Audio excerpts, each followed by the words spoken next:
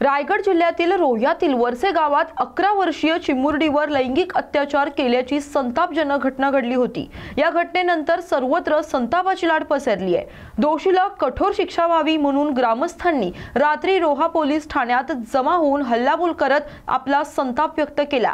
या प्रकरणी पोलिसांनी मुख्य आरोपीसह तिघांना अटक केली आहे। रोजगार हमी फलोत्पादन मंत्री भरत गोगावले यांनी देखील पीडित कुटुंबियांची भेट घेतली आहे। रोह्यात अल्पवयीन मुलींबाबत घडलेल्या घटनेचा मी जाहीर निषेध करतो। या घटनेची माहिती मी मुख्यमंत्री देवेंद्र फडणवीस यांना दिली आहे। फास्ट ट्रॅकवर ही केस घेऊन लवकरात लवकर आरोपीला कठोर शिक्षा होईल असं आश्वासन देखील त्यांनी यावेळी दिले। रोह्यात एक धक्कादायक घटना घडली। आपण पीडित कुटुंबियांची भेट घेतलेली आहे। परत एकदा महाराष्ट्रात मला असुरक्षित असल्याचं चित्र पाहायला मिळतं। काय पहिलं मी या घटनेचा जाहीर तीव्र शब्दात निषेध करतो।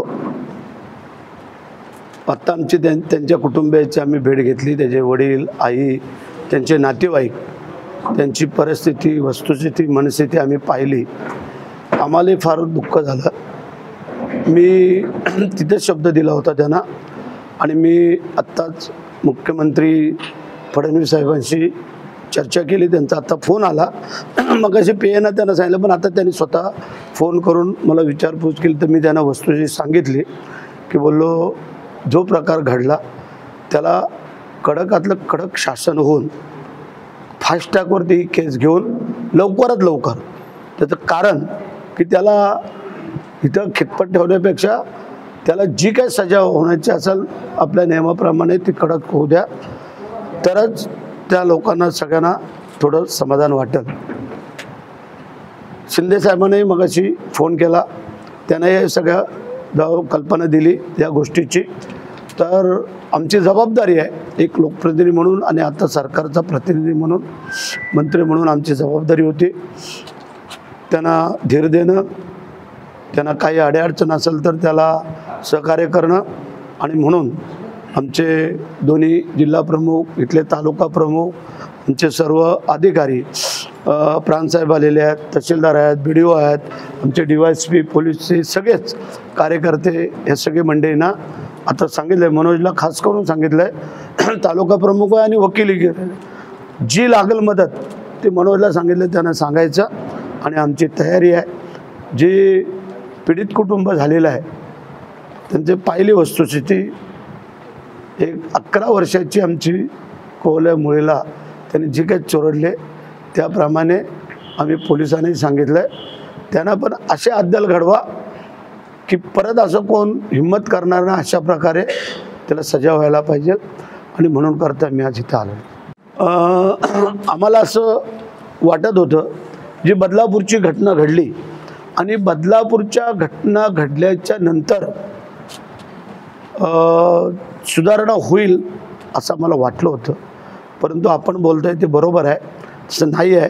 परंतु आता मी मुख्यमंत्री उपमुख्यमंत्री चर्चा केल्यानंतर त्याने सांगितलं आता आम्हाला ह्याच्या वेगळा अजून काय पर्याय काढता येतोय का ते आम्ही बघण्याचा प्रयत्न करतो। कारण बदलापूरच्या घटनेचे एवढे मोठे तीव्र पडसाद उमटले, त्या धर्तीवरती परवा इथे तशीच उमटण्याची चिन्ह होती, परंतु पोलीस डिपार्टमेंटनी त्यांनी सगळ्यांना लगेच अटक करून त्यांना ताब्यात घेतलं।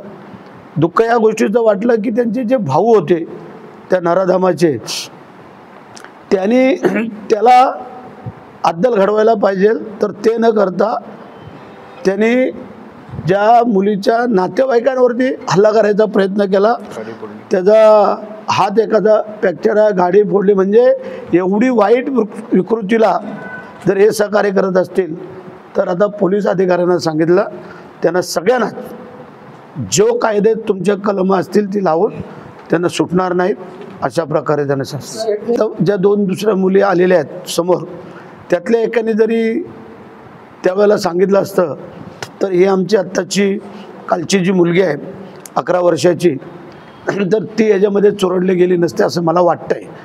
पण का भीतीच्या पोटी किंवा काय कारणास्तव त्या दोन्ही मुलींनी पहिलं नाही सांगितलं, पण ठीक आहे। आता ज्या आमच्या मुलींनी धारिष्ट करून तिच्या आईवडिलांनी, नातेवाईकांनी जो प्रकार उघडकीस आणला, त्यामुळे पुढं आणखीन कोणाच्या बिचारा एखाद्या गरीब कुटुंबावरती असा प्रकार होऊ नये त्यासाठी त्या मुलीने जे काय डेअरिंग केले तिच्या आईवडिलांनी, तर त्यांचं आता काय शब्दात आम्ही कौतुक करावं, परंतु त्यांना आम्ही मानतो.